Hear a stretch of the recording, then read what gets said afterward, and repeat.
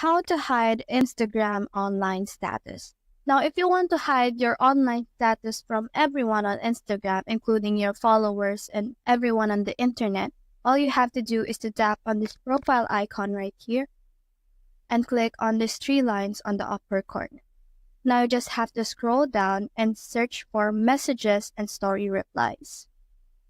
After tapping on that, you'll be able to see the show activity status. Just have to click on that and make sure that this is toggled off. Because if this is toggled off, every account that you follow and anyone that you have messaged on Instagram won't be able to see if you are active and won't be able to see if you are online on Instagram.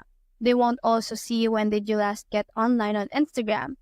And overall, they won't be able to see the activity status that you have on your Instagram. So that means that you have already hidden your Instagram online status if you toggle this off. So that's how to hide Instagram online status.